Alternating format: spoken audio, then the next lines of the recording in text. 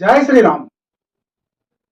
దేశవ్యాప్తంగా chemist and druggist అంటే మందుల దుకాణాలకు సంబంధించిన వ్యాపారంలో విస్తుపోయే విధంగా కుంభకోణాలు జరుగుతున్నాయి. అంటే పెద్ద ఎత్తు నుంచి కూడా అతి చిన్న స్థాయి వరకు కూడా, అంటే పెద్ద పెద్ద కంపెనీల నుండి కూడా సామాన్య వినియోగదారునికి ఒక ట్యాబ్లెట్ అందే వరకు కూడా ఇందులో ప్రతి ఒక్కటి లాభాపేక్షతో కూడిన మోసం జరుగుతుంది అనేది ఒక విమర్శ వస్తున్నది. అంటే దీంట్లో చెప్పుకోవాల్సిన అంశం ఏంటి అంటే, మామూలుగా ఇది ఒక మంచి పేరు పొందిన కంపెనీ ఉంది. ఆ పేరు పొందిన కంపెనీ ఒక డ్రగ్ తయారు చేస్తుంది. డ్రగ్ తయారు చేసినాక ఏమవుతుంది, ఆ డ్రగ్ను బయటకు తీసుకొస్తారు. వాళ్ళ కంపెనీ గుడివిలు బట్టి రేటుని బట్టి ఒక రేటు పెడతారు. అది నడుస్తుంది. దాని మీద ఎంఆర్పి ఉంటుంది. ఆ ఎంఆర్పి మీదనే అంటే ఒక 100 రూపాయల ఎంఆర్పి ఉందనుకో, 10 రూపాయల గోళీలు కంపెనీ వాడు తన ప్రాఫిట్ చూసుకుంటాడు. తర్వాత హోల్సేల్కి ఇస్తాడు. అందులో నుంచి డిస్ట్రిబ్యూటర్కి వస్తుంది. డిస్ట్రిబ్యూటర్ నుంచి రిటైల్ మందుల మెడికల్ షాప్కి వస్తుంది. మెడికల్ షాప్ నుంచి కస్టమర్కి వస్తుంది. అప్పుడు దాని మీద 100 రూపీస్ అని ఉంటుంది. అది కస్టమర్ పే చేస్తాడు. ఇది అయిపోతుంది.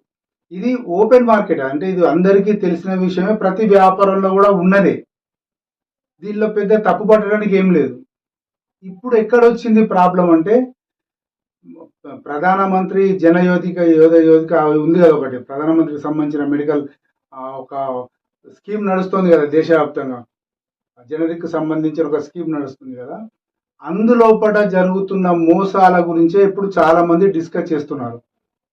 అంటే ఇందులో డిస్కస్ చేయడానికి ఏముంది అని అంటే, దాని మీద అంటే ఆ స్క్రిప్ట్ మీద ఇప్పుడు మామూలుగా మనం వెళ్తే ఒక మెడికల్ షాప్కి వెళ్తే, జనరిక్ వెళ్తే దాని మీద 100 రూపాయలు ఉంటుంది ఆ గోళీ ఆ స్ట్రిప్ మీద. వాస్తవంగా ఆ షాప్ అతను వేరే మన జనరిక్ కనుక వెళ్ళామనుకో, దాని మీద 60% డిస్కౌంట్ ఇస్తాడు. అతను 20% 25% ప్రాఫిట్ తీసుకుంటాడు. అది ఇచ్చేస్తాడు. అంటే 100 రూపాయల ట్యాబ్లెట్ 40 రూపాయలకి ఇస్తాడు. ఆ 40 రూపాయల ప్రాఫిట్లో కూడా ఒక 25% అంటే ఒక 20-25% ప్రాఫిట్ తీసుకున్నా కూడా ఒక 15-20 రూపాయలకు అతనికి వస్తుంది. కంపెనీ వాడు 10%, అదేదో ఒక 5 రూపాయలకు మాల్ తయారవుతుంది. అది వచ్చేస్తుంది. ఇక ట్రాన్స్పోర్ట్ అన్ని పోగా, జిఎస్టీ అన్ని పోగా వచ్చేది ఏంటంటే 100 రూపాయల మీద స్లిప్ మీద రాసున్న దానికి 40 రూపాయలకు అతను ఇస్తున్నాడు. ఇది షాప్కి వెళ్ళి కొనుక్కున్న వాళ్ళు, జనరిక్ షాప్కి వెళ్ళి వాళ్ళు, లేదా ప్రధానమంత్రి జనరిక్ జనయోజన దాంట్లో పోయినా కూడా ఇది మనకు తెలిసిపోతుంది, ఈజీగా తెలిసిపోతుంది. ఇంతవరకు ఎక్కడ కూడా లొసుగు లేదు. లొసుగు వచ్చేసింది ఏంటంటే, ఈ మెడిసిన్స్ అంటే ఏదైతే జనరిక్ మెడిసిన్స్ ఏ ఉన్నాయో అవి ప్రైవేట్ మెడికల్ షాప్లో ఒరిజినల్ రేటు అంటే 100 రూపాయలది 100 రూపాయలకు, లేదా నువ్వు దగ్గరని కాబట్టి నువ్వు వచ్చినావు కాబట్టి ఒక 10 రూపాయలు తక్కువ లేదా 20% తక్కువ అని చెప్పని 80 రూపాయలు తీసుకొని చేస్తున్నారనేది, అంటే ప్రభుత్వం ఏదైతే ఆశించి చేస్తుందో, ఆశించి చేసిన సిస్టమ్ను వీళ్ళంతా దెబ్బతీస్తున్నారు అనేది ఇక్కడ వస్తున్న విమర్శ. దీనికి పరిష్కారం ఏంది అంటే, చాలామంది మెడికల్ షాప్ వాళ్ళు ఇట్లా చేస్తున్నారు, లేదా డిస్ట్రిబ్యూటర్స్ వస్తున్నారు, కంపెనీ ఇట్లా చేస్తున్నారు, ఎవరు పట్టించుకోవట్లేదు. ముఖ్యంగా ఇది హాస్పిటల్కు అటాచ్గా ఉన్న మెడికల్ షాపులలో ఇది చాలా ఎక్కువగా జరుగుతుంది అన్నట్టు. ఎందుకంటే అక్కడ ఖచ్చితంగా అది గైనిక్ ఉంటుంది, అది ఉంటుంది, మొత్తం డబ్బా కట్టి పెడతారు. అక్కడ కట్టి పెట్టి తీసుకుపోంటారు. దాని బిల్ గింత ఉంటుంది అని చెప్పని మొత్తం 10,000 బిల్ వేసి పంపిస్తే అది 2,000 మాల్ అవుతుందో ఎంత అవుతుందో, అది 10,000 బిల్లు వాళ్ళు వేసి పెడతారు. ఏమనంటే చూసుకోపోయి ఎంఆర్పి ఎంత ఉందని చెప్పేస్తారు. ఇట్లా కొంత జరుగుతోంది. కానీ ప్రజలకు ఏదైతే ప్రభుత్వము నిజంగా ప్రజలకు మేలు జరగాలని ఏదైతే చేస్తున్నదో, ఆ ఫలితం మాత్రం కొందరు మెడికల్ షాపుల వల్ల లేదా డిస్ట్రిబ్యూషన్స్ వల్ల అందడం లేదనేది విమర్శ ఇక్కడ. మామూలుగా మనం ఒరిజినల్గా జనరిక్ ఆ మెడిసిన్స్కి పోయి, లేదా పిఎం జనరిక్ దానికి పోయి కనుక మనం తీసుకుంటే మనకు అది 40 రూపీస్కే దొరుకుతుంది, ఎలాంటి డౌట్ లేదు.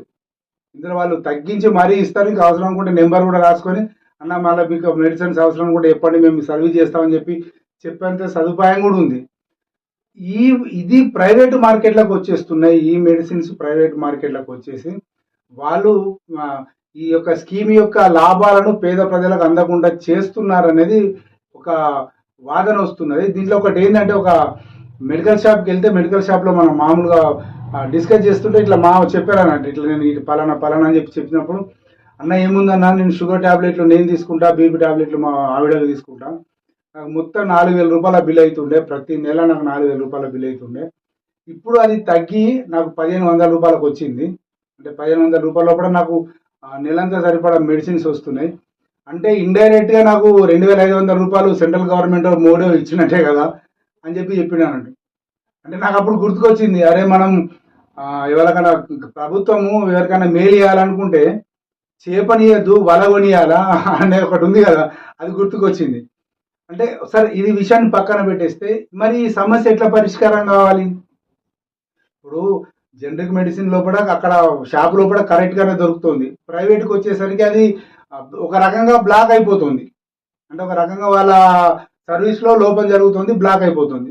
మరి ఇది ఎట్లా పోవాలి అంటే ఏమీ లేదు, జనరిక్ మెడిసిన్ అని చెప్పి దాని మీద ప్రింట్ అయి వస్తే ఈ టెన్షన్ ఉండదు అనేది ఒక తెలిసిన వ్యక్తి చెప్తున్నాడు అన్నట్టు. భయ్ ఇవన్నీ ఎందుకు, ఇవన్నీ ప్రభుత్వమే ఇది జనరిక్ మెడిసిన్ అని చెప్పి ఒకటి పెట్టేసి, లేదు అంటే ఆ ఎంఆర్పి ఏదైతే ఉందో ఆ ఎంఆర్పిని తగ్గించి 60% ఏదైతుందో ఆ 60% తీసేసి 40% ఎంఆర్పి పెట్టి పంపించేస్తే టెన్షన్ అయిపోతుంది కదా. ఇది ప్రభుత్వం కూడా తప్పే, ఇది ప్రభుత్వం ఇట్లా తప్పు చేయడం వల్ల కూడా వాళ్ళు విచ్చలుడిగా రెచ్చిపోతున్నారు అని చెప్పని ఒక వ్యక్తి చెప్తున్నాడు.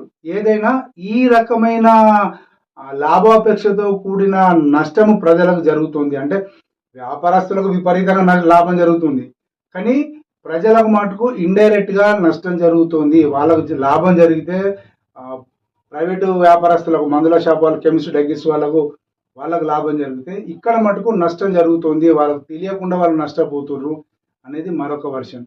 మళ్ళీ దానికి తోడుగా సరిపడని లేవు జనరిక్ మీడియా ఆయుధ షాపులు కూడా దేశవ్యాప్తంగా సరిపోయినని లేవు. ఒక చోట ఇష్టం వచ్చినట్టు చాలా మందికి డ్రగ్ లైసెన్స్ ఇచ్చేస్తే సరిపోయేది.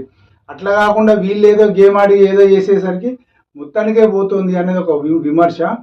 చాలా దీన్ని ప్రభుత్వం కనుక ఖచ్చితంగా తీసుకొని జనరిక్ మెడిసిన్కి సంబంధించిన ఈ విషయాన్ని క్షుణ్ణంగా ఆలోచించి, అంటే మనం కొంత చెప్పాము, ఇంకెంతో ఉంది దీంట్లో, ఇంకెంతో లోతున్నది, ఆ లోతును క్షుణ్ణంగా పరిశీలించి కనుక కరెక్ట్ నిర్ణయాలు తీసుకుంటే ప్రజలు కేంద్ర ప్రభుత్వాన్ని అప్రిషియేట్ చేసే అవకాశాలు చాలా ఉన్నాయి.